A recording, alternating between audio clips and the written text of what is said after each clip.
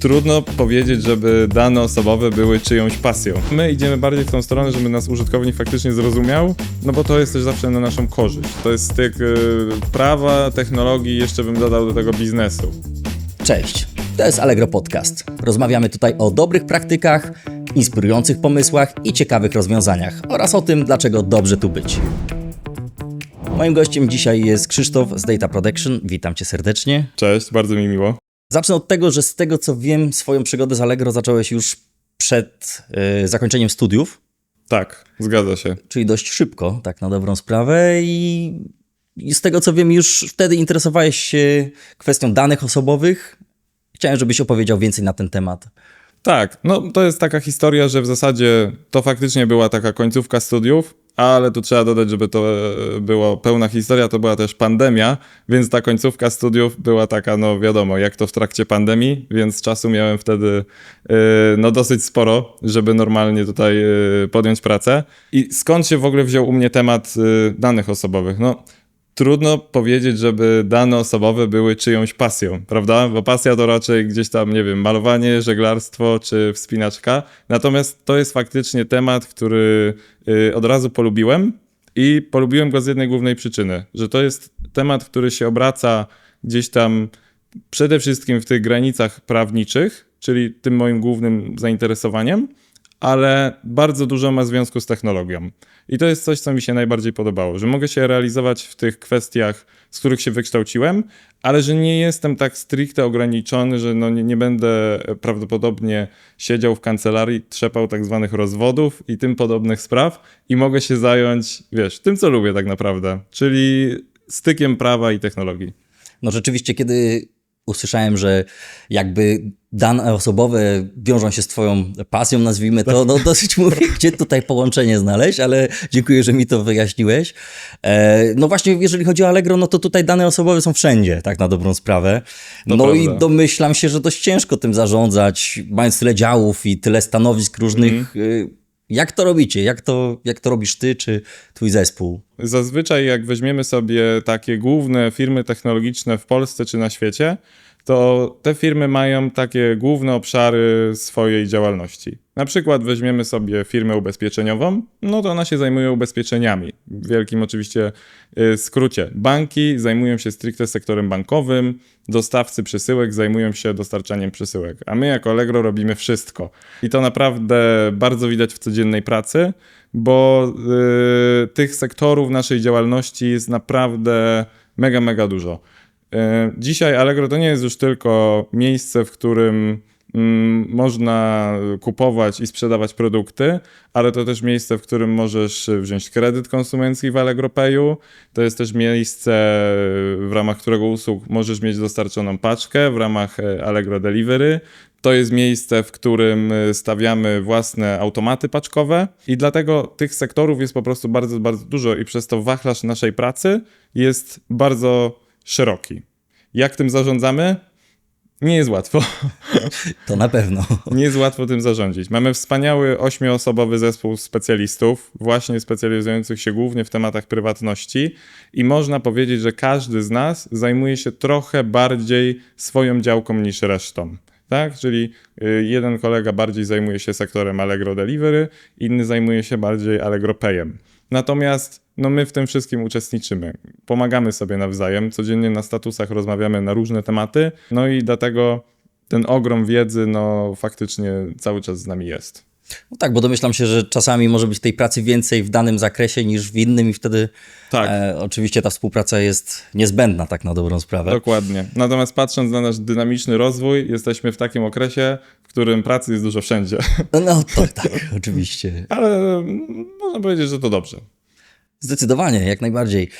Zauważyłem też, że jeżeli chodzi o dane osobowe, no to dbacie także o samych użytkowników, no bo ten zakres faktycznie jest szeroki. Już co nieco o tym powiedziałeś, a ja chciałem dopytać w zasadzie, jakimi takimi zasadami głównymi się kierujecie, jeżeli chodzi o to dbanie o ochronę danych osobowych wśród naszych użytkowników? No tutaj faktycznie nasza rola w firmie jest taka trochę podwójna, bo my z jednej strony mamy zapewnić zgodność z prawem działania naszej spółki, grupy spółek w zasadzie, ale te przepisy, których my mamy przestrzegać, to są przede wszystkim przepisy, które mają w jakimś zakresie chronić użytkowników. I my zawsze ten główny cel musimy przedkładać nad naszą jakby interpretację. To znaczy my zawsze musimy przez to dobro jakby użytkowników, to musi być główny jakby cel tych naszych rozwiązań i zaleceń, które wdrażamy w firmie. I taką pierwszą rzeczą, która mi przychodzi do głowy, taką główną zasadą, którą się kierujemy, to jest to, żeby nasze rozwiązania były jak najprostsze.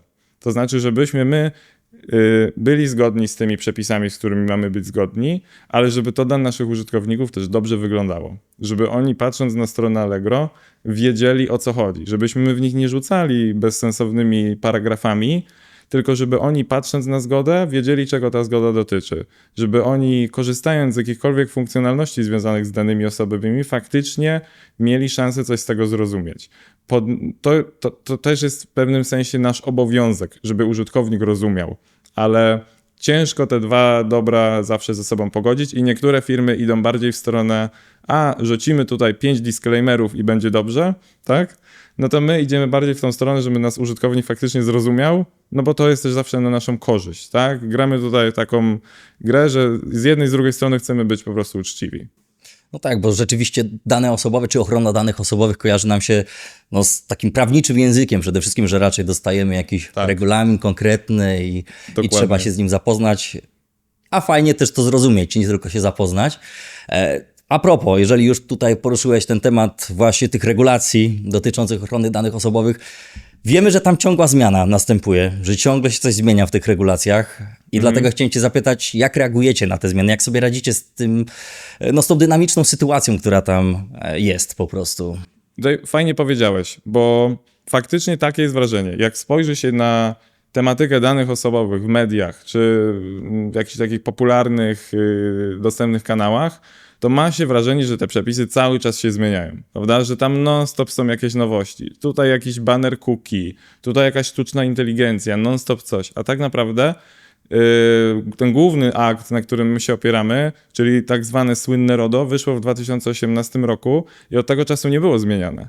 Czyli to już mamy wiele, wiele lat, kiedy ten główny akt prawny obowiązuje w zasadzie w niezmienionym kształcie, a cały czas w mediach krążą takie informacje o zmianach, tak? Że cały czas coś się zmienia. I dlaczego tak się dzieje? Tak się dzieje dlatego, że te przepisy podstawowe odnośnie danych osobowych, one są mega, mega ogólne. I jakakolwiek nowość się nie pojawia na rynku, czy mamy do czynienia ze sztuczną inteligencją, czy mamy do czynienia z jakimiś nowymi rozwiązaniami związanymi z dostawą przesyłek, to zawsze trzeba te nowe rozwiązania zbadać pod kątem przepisów odnośnie danych osobowych, a nie jest łatwo robić rzeczy nowatorskie. To znaczy nie jest łatwo dokonać tej interpretacji w taki sposób, żeby stwierdzić, to można, tego nie można, jeżeli nikt tego wcześniej nie robił.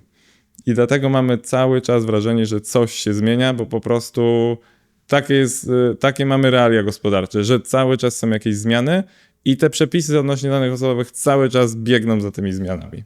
A w zasadzie wychodzi na to, że cały czas działamy według tego rozporządzenia o ochronie danych osobowych. Tak, na podstawowej bazie tak, natomiast to jest tylko taka kropla w morzu, tak? To jest baza, a dookoła tych przepisów jest naprawdę tona.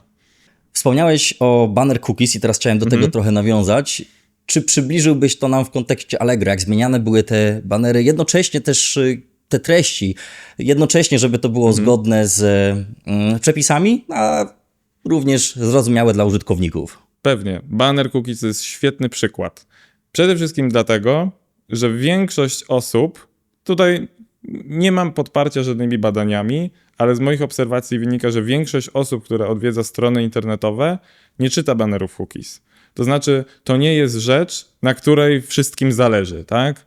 To nie jest najważniejsza jakby treść na naszej witrynie internetowej, którą użytkownicy czytają, jak na nią wchodzą. Natomiast mamy obowiązki związane z poinformowaniem ich o tym, jak będziemy przetwarzać ich dane osobowe i to się też wiąże z przetwarzaniem przez pliki cookies i inne technologie śledzące. I to są bardzo skomplikowane tematy. Jak zapytasz ludzi na ulicy, to mało kto w ogóle będzie wiedział, co to są pliki cookies. A my musimy mu wyjaśnić, Co to są pliki cookies? Jak te pliki cookies działają? Jakie dane zbieramy? Na co on tak naprawdę się zgadza? I to jest trudne zadanie. To jest mega trudne zadanie. Natomiast myślę, że nasz baner jest naprawdę na jednym z wyższych standardów rynkowych i znaleźliśmy to wypośrodkowanie, żeby z jednej strony spełnić wymagania określone przepisami, a z drugiej strony, żeby użytkownik to faktycznie rozumiał. Czyli żeby, jeżeli zdecyduje się to przeczytać, to będzie w stanie stwierdzić, na co się zgadza i co my tak naprawdę chcemy robić. Ale tutaj jest jeszcze jedna bardzo ważna, interesująca kwestia. Kwestie związane z banerem cookies, one są bardzo aktywne w środowisku, powiedzmy, prawniczo-europejskim. To powoduje, że w toku cały czas jest jakaś określona ilość skarg, czy też postępowań związanych z różnymi banerami cookies i to powoduje, że ten baner ewoluuje. Jeżeli na przykład będziemy mieli do czynienia z jakimś postępowaniem, ktoś zaskarży, powie, że tutaj dawanie jednej zgody na takie czynności to jest za mało. To powinno być bardziej rozbite, tak? Bo ktoś powie, że to będzie lepiej spełniać interes użytkownika, jeżeli my rozbijemy jedną zgodę na 3 osobne zgody. Pytanie, czy tak jest naprawdę. My zawsze będziemy za tymi nowymi przepisami i trendami podążać, ale moja opinia jest taka, że zawsze powinniśmy się zastanowić, czego oczekują użytkownicy, czego oczekują ludzie, którzy z tego tak naprawdę korzystają i ile przeciętny człowiek jest w stanie zrozumieć. Bo jeżeli my zrobimy baner, jeżeli będziemy mieli takie wymogi, to go zrobimy. Ale czy baner, który ma 50 zgód i 50 suwaczków, będzie ktokolwiek w stanie zrozumieć? No nie sądzę. Bo jeżeli dobrze kojarzę, to jest właśnie teraz opcja, że albo zezwalam na korzystanie z tych plików cookies, albo odmawiam tak naprawdę, albo też edycji, tak? Tak. Przycisk się pojawia w tym momencie. Tak. Ty już na pierwszym kroku, jak ci się baner wyświetli na stronie internetowej, możesz odrzucić wszystkie pliki cookies. To znaczy możesz się na wszystkie od razu nie zgodzić, bez zmieniania czegokolwiek. To jest bardzo wygodna rzecz. No, po prostu nie chcesz, żeby pliki cookies były wykorzystywane w określonych celach. Klikasz odrzucam wszystkie i nie ma problemu. Jeżeli chcesz ręcznie stwierdzić, w których celach mogą być wykorzystywane, a w których nie, też masz taką możliwość. Wchodzisz jakby sobie na tą drugą warstwę banera i tam możesz określone rzeczy poodznaczać. My zawsze dążymy do tego, żeby to było najbardziej zrozumiałe, ale nasze realia prawne dążą, mam wrażenie, do tego, żeby tych suwaków było jak najwięcej. Staramy się to wypośrodkować, zobaczymy, gdzie to będzie szło i jak ta sytuacja się rozwinie. Wydaje mi się, że o informowaniu wiemy już bardzo dużo użytkowników. Tutaj udzieliłeś dużo też informacji na ten temat. Chciałem Ciebie zapytać w takim razie o taki mniej pozytywny scenariusz, ponieważ jako zespół zajmujący się ochroną danych osobowych, no, możecie też mieć do czynienia z takimi sytuacjami jak wyciek danych osobowych na przykład, czy tego typu rzeczy. Czy jest jakaś taka sytuacja, o której możesz opowiedzieć i o której chcesz opowiedzieć, jak sobie poradziliście z czymś takim, jeżeli oczywiście doszło do takiej sytuacji? Musiałbym ci chyba potem związać usta, jeżeli bym ci powiedział. Okej, tego nie chcę. Niestety nie mogę mówić o tym w żadnych szczegółach, ale mogę powiedzieć, jak podchodzimy do wszelkich incydentów, które mogą się zawsze potencjalnie zdarzyć, no bo jesteśmy dużą platformą internetową i tych potencjalnych miejsc gdzieś tam ataków jest dużo, no to przede wszystkim trzeba pamiętać, że w Allegro nie tylko my się zajmujemy incydentami od strony ochrony danych osobowych, ale generalnie temat incydentów to jest temat, który dotyka bardzo wielu zespołów. To jest temat, który dotyka w bardzo dużym zakresie zespołu bezpieczeństwa informacji, który się zajmuje tutaj zarządzaniem takimi zdarzeniami incydentowymi. To jest temat, który jest często dedykowany do zespołów IT governance, to jest temat IT security, więc my tutaj naprawdę działamy bardzo cross-obszarowo, żeby z tymi incydentami móc sobie poradzić. I żeby tutaj trochę zaspokoić ciekawość i uchylić rąbka tajemnicy, no to mogę powiedzieć, że przechodziliśmy w Allegro niejednokrotnie bardzo ciekawe testy bezpieczeństwa. To znaczy zewnętrzne firmy przychodziły do nas i symulowały nam incydenty. Te zespoły, które się zajmowały reakcjami na nie, oczywiście nie miały o tym pojęcia. Gdzieś to polegało na tym, że przychodziła do nas zewnętrzna firma, podstawiała nam tutaj fałszywego pracownika, który przechodził cały onboarding, pracował normalnie w jednym z zespołów Allegro, tak jak każdy inny pracownik. Nikt dookoła poza jego przełożonym nie wiedział, że jest podstawiony. I ta osoba miała za zadanie oczywiście w ramach tutaj wszystko z wymogami bezpieczeństwa, w ramach naszej infrastruktury i tak dalej. Ona miała za zadanie wykraść, dostać się do jakichś systemów, do których nie powinna i zobaczyć dane, których w teorii też nie powinna. Tak? Tutaj mówię nie powinna, no to znaczy, że osoba na danym stanowisku nie powinna takich danych móc wyciągnąć, bo powinniśmy wcześniej odpowiednio zareagować.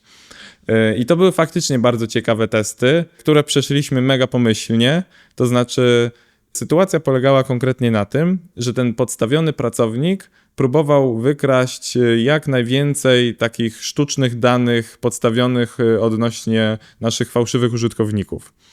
I już na wczesnym etapie, jak ta osoba tylko zaczęła wyszukiwać w wyszukiwarce i jakby dążyć do znalezienia tych informacji, IT Security już zdążyło ją znaleźć, już zdążyło powiadomić nas, zdążyło poinformować wszystkie osoby, zablokować systemy. Byliśmy na etapie przygotowywania pisma ze zgłoszeniem incydentu do Urzędu Ochrony Danych.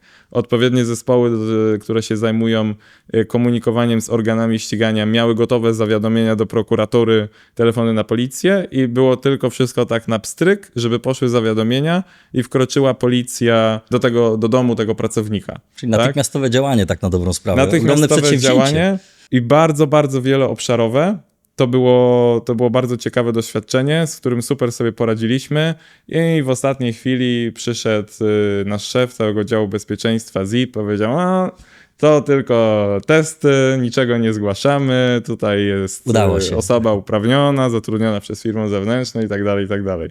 Natomiast był z tym ogrom pracy i to chyba w ogóle też działo się między piątkiem a poniedziałkiem. Oczywiście, bo wtedy warto sprawdzać, czy to działa również w tych okresach, w których jest, najtrudniej o zaangażowanie. No tak, rzeczywiście ogromne przedsięwzięcie z tego, co mówisz i też opierające się w dużej mierze na działach technologicznych, prawda? Bo to też ich tutaj udział duża ilość z tego, co opowiadasz. Właśnie tych takich, ja nie opowiem o tym w szczegółach, ale nazwałbym takimi systemami wczesnego wykrywania. To znaczy, że jeżeli ktoś coś zaczyna kombinować, to działy bezpieczeństwa bardzo szybko o tym wiedzą. I to jest faktycznie rzecz, która mega dobrze u nas działa. Także wszyscy użytkownicy mogą czuć się bezpiecznie, zdecydowanie tak. No tak, a o to przede wszystkim chodzi, prawda? No właśnie już wspomniałeś o tych testach, myślę, że to też trochę w kontekście mojego kolejnego pytania, bo chciałem ciebie zapytać o mierniki efektywności właśnie waszych działań. Czy oprócz takich testów też macie jakieś narzędzia, które to badają w odpowiedni sposób? No bo myślę, że dość ciężko zmierzyć efektywność waszych działań, bo głównie polega to na tym, że dbacie o to, żeby właśnie tu nic nie może się wydarzyć złego, więc praktycznie można powiedzieć, że powinno być 100% skuteczności, ale czy jakieś mierniki, czy coś, co ułatwia wam pracę na co dzień, coś takiego istnieje? Dobrze to nazwałeś. My działamy na mierniku 100% skuteczności. W zasadzie nie ma takich typowych KPI-ów, które by można nam, powiedzmy, podać, żeby zmierzyć taką całkowitą efektywność naszej pracy. Gdzieś tam zawsze na końcu ta efektywność może być zmierzona przez organy nadzorcze, tak, które mogą do nas przyjść, sprawdzić, czy działamy zgodnie z prawem. Jeżeli wykażemy, że działamy, no to wtedy jakby nasza robota jest dobrze zrobiona. Tak? To jest taki nasz nadrzędny cel. I oczywiście też ochrona danych naszych użytkowników, ale jak my to zapewniamy na co dzień? Tak jak ci wspominałem na początku, u nas w zespole pracuje 8 naprawdę bardzo dobrych specjalistów z tej dziedziny. Każdy ma jakieś doświadczenie, mamy 2 radców prawnych, ja jestem w trakcie aplikacji radcowskiej, jest kolega z doktoratem, także u nas jest naprawdę bardzo mocny zespół merytorycznie i my, jak wrzucamy sobie temat na status i dany temat przejdzie kontry wszystkich innych członków zespołu, to można powiedzieć, że jest już tematem bezpiecznym, tak? Bo naprawdę... Czyli taki wewnątrzzespołowy test, można powiedzieć, już przechodzi. Tak, to są zazwyczaj bardzo trudne testy do zdania. Po prostu prawo ochrony danych osobowych jest trudne. To są trudne zagadnienia i szczególnie w kontekście tych innowacji i nowości trudno jest je często ocenić. Więc jak już dojdzie do tego, że my się wszyscy ze sobą zgodzimy, to myślę, że tematy są po prostu bezpieczne. Z tego, co mówisz, pracujecie nad wieloma projektami związanymi z ochroną danych osobowych, czy też ze zmianami, które następują w tej ochronie. No mówiliśmy, nie ma może tego tak dużo, ale coś tam się w tym zakresie cały czas dzieje. Ja chciałem cię zapytać, czy jest jakiś ciekawy projekt, nad którym pracowałeś, czy pracowaliście w ostatnim czasie, o którym chciałbyś i o którym mógłbyś opowiedzieć? Tych projektów jest bardzo, bardzo dużo. W zasadzie każda nowość, która się pojawia na platformie, przechodzi przez nasze ręce i każda nowość, która się pojawia w prawie, też przechodzi przez nasze ręce. No, mamy teraz dużo takich tematów wdrożeniowych, na przykład związanych z ustawą DAC 7. To jest ustawa związana z przepisami podatkowymi. My się musieliśmy do niej dopasować i na żądanie władz państwowych my jesteśmy obowiązani przekazać im określone informacje dotyczące sprzedaży na naszej platformie, tak? Czyli to jest coś, czego wymaga od nas władza i my po prostu musimy się dopasować do tych wymogów. I to często się wydaje pozornie proste, ale takie prawidłowe wypełnienie tych zobowiązań wymaga też naprawdę bardzo cross-obszarowego działania i takiego dopasowania, znalezienia złotego środka, też odpowiedniego wytłumaczenia użytkownikom, o co chodzi, dlaczego tutaj jakieś nowe czy dane są wymagane, czy dlaczego jakiś proces się zmienia. Często te zmiany w prawie później wracają do nas rykoszetem, no bo my z tym nic nie możemy zrobić, to jest coś, co mamy narzucone, a naszym użytkownikom się to może nie podobać, bo to może być na przykład jakiś kolejny krok dodany w procesie, więc tutaj kolejna rzecz, zawsze staram się jak najprościej i jak najbardziej w kierunku użytkownika, na ile to jest możliwe. Dużo rzeczy się dzieje w związku ze sztuczną inteligencją, w związku z AI Actem. Tutaj nawet nie w kontekście tego, że my nie wiadomo jaką sztuczną inteligencję operujemy czy wdrażamy, ale już sama definicja sztucznej inteligencji, identyfikacja procesów, to są takie postępujące działania, które cały czas musimy wykonywać i zajmujemy się też w firmie jedną działką, którą są audyty wewnętrzne, czyli na bieżąco sprawdzamy, czy wszystko jest w porządku, czy wszystko jest tak, jak ma być, czy wszystko jest tak, jak się umówiliśmy, no i to jest duży obszar działania naszego zespołu i zawsze bardzo wymagający, bo niełatwo sprawdzić niektórych. No tak. Właśnie temat sztucznej inteligencji to jest taki dość dynamiczny, zdaje się, i świeży temat, tak na dobrą sprawę, Tak. i taki, gdzie cały czas coś się zmienia, więc tutaj pewnie bardziej niż w danych osobowych, to pod tym kątem pewnie bardziej zmian można... Dokładnie. Szykuje nam się AI Act, który będzie za jakiś czas wchodził, natomiast no to jest po prostu bardzo rozwojowy temat. Na dobrą sprawę, no pewnie jeszcze dobrych parę lat będzie z nami, zanim w ogóle ktoś będzie w stanie powiedzieć, że to jest w zakresie zastosowania sztucznej inteligencji, to się kwalifikuje, a to już się nie kwalifikuje. To już taka prozaiczna rzecz jest bardzo skomplikowana i bardzo dyskusyjna, więc na pewno to będzie długo jeszcze z nami podążać. No tak, bo mogę powiedzieć, że wszyscy pracownicy już takie wstępne szkolenie dotyczące jak korzystać z AI mieli, prawda? Taki Tak, jak korzystać, także. bardziej z czego nie korzystać. Bardziej z czego nie, oczywiście. Jedno wynika z drugiego oczywiście. Tak. Ja wrócę trochę do tego, co mówiłeś o tym, że w waszym zespole sporo osób się już kształci w kierunkach związanych gdzieś tam z prawem.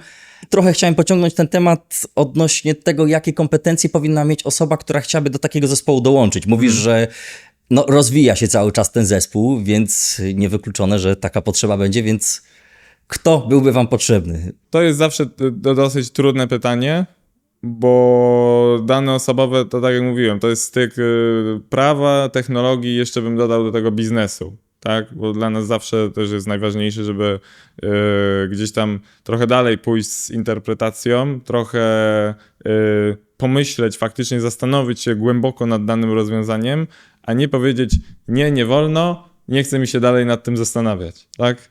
Więc przede wszystkim taka osoba powinna być proaktywna, w tym sensie, że powinna być po prostu zainteresowana tymi tematami, które są związane z danymi osobowymi. Tutaj na pewno by się przyda background prawniczy, na pewno się przyda jakiś minimalny chociaż background technologiczny albo chęć poznania tego. No i taka chęć po prostu kreatywnego działania. I no, nie chcę mówić wychodzenia poza schematy, bo to trochę brzmi, jakbyśmy chcieli wychodzić poza te granice prawa, które są nakładane. Absolutnie. Ale to nie o to chodzi. To chodzi o to, żeby właśnie jak te nowe, innowacyjne rzeczy są wdrażane, których jeszcze nigdzie wcześniej nie było, to żeby z różnych perspektyw na nie spojrzeć i żeby z różnych perspektyw się zastanowić, czy tu nam czegoś brakuje, czy może to powinniśmy zrobić w ten sposób, a nie inny. Żeby nie zamykać się i nie mówić na dzień dobry, że nie wolno, tylko z tego powodu, że mi się nie chce sprawdzać. Bo to może być domena takich prawników stricte nietechnologicznych, oczywiście nie obrażając nikogo, ale jeżeli ktoś się nie interesuje technologią, to może ona go przerażać i może już na wstępie nie chcieć głęboko w to wchodzić. Czy jest coś takiego, co już teraz jako zespół zauważacie, jeżeli chodzi o trendy czy możliwości zmian, które będą dotyczyły Allegro? Coś, co może po prostu w niedalekiej przyszłości się pojawić i co wzbudza wasze zainteresowanie, a może obawy? Wiesz co, to jest no na przykład ten wspomniany wcześniej AI Act, tak? Odmieniany przez wszystkie przypadki. Czyli ta sztuczna inteligencja jednak. W kontekście sztucznej inteligencji, ale to są w zasadzie wszystkie zmiany prawne i wszystkie nowe technologie wdrażane na rynek, które gdzieś tam zahaczają o tematy danych osobowych, a tak naprawdę wszystko zahacza o temat danych osobowych, bo dane są po prostu jak krwiobieg każdej organizacji, więc no nie ma jakichś takich jednoznacznych trendów. Zawsze mamy nadzieję, żeby te zmiany, które będą w jakiś sposób na nas narzucane, czy przez jakieś nowe wytyczne, czy przez orzeczenia organów, nie wpływały negatywnie na experience użytkownika na platformie. To znaczy, żebyśmy właśnie nie rozbudowywali banera cookies do 100 suwaków, których nikt nie będzie rozumiał, tylko byśmy zostali przy tym, co jest zrozumiałe dla użytkownika, no i co jest po prostu korzystne. Żebyśmy nie szli z tą interpretacją w kosmos, tylko żebyśmy wszyscy zostali na ziemi i pamiętali, jak działać. Czyli podsumowując, żeby tutaj ta ochrona danych osobowych była i zgodna z prawem, ale jednocześnie wygodna i zrozumiała dla użytkownika. Dokładnie, tego byśmy wszyscy chcieli, żeby i użytkownik na tym skorzystał, żebyśmy my dokładnie wiedzieli, co robić i jak działać, i takich przyszłych wytycznych i poradników oczekujemy i sobie życzymy. Bardzo ci dziękuję za przybliżenie tematu. Moim Państwa gościem był Krzysztof z Data Protection. Bardzo ci dziękuję za udział Bardzo i za to, miło że się przyjąłeś rozmawiało. zaproszenie. Dzięki. Mi również, dzięki serdeczne.